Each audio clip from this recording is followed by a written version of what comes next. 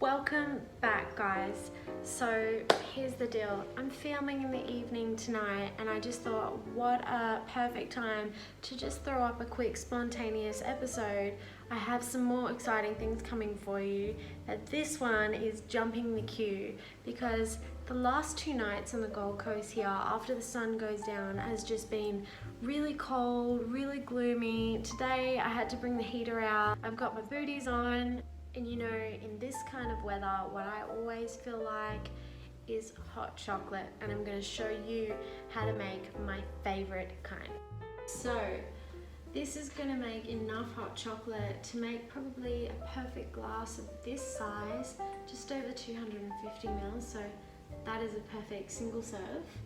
And these are all the ingredients that you're going to need. So I have some cocoa powder, 250 ml or 1 cup of milk, 1 tablespoon of cornstarch, a little pinch of salt, and some dark chocolate, about 20 grams. So we're going to make this in a pot. So first we're going to put all of the dry things in here. So start with the cocoa powder.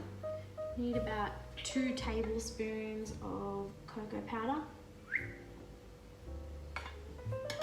tablespoon of cornstarch, 2 tablespoons of sugar. If you have maple or any other alternative sugars, you can definitely put those in. And just a little pinch of salt, about this much. Now you're going to want to take a small whisk and just bring all the powders together in the pan, just to make sure there's no lumps left over in the cornstarch or anything, because we want a smooth hot chocolate. Pour just a little bit of the milk in to begin with. And you want to make like a thick paste where you can see that it's well blended and that there are no lumps left in there before you add the rest. Now it's all smooth, I can see there's no lumps, so I can go ahead and add all the rest of that milk. Take it over to the heat. So bring your mix over to a high heat and whisk constantly until it reaches a rapid boil.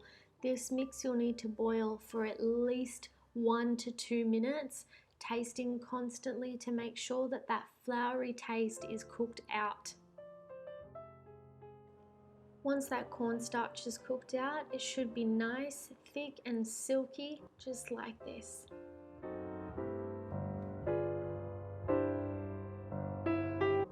Take your 20 grams of dark chocolate, or really however much you like, it's totally up to your preference, and pour your hot mixture over the top of that and stir until completely combined.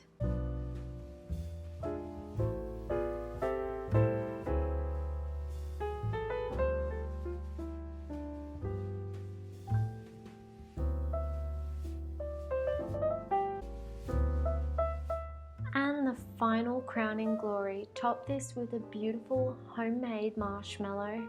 If you want to know how to make those, you can watch my video here for how to do that. So there it is, super quick, super easy, delicious, and the only hot chocolate that you'll ever need.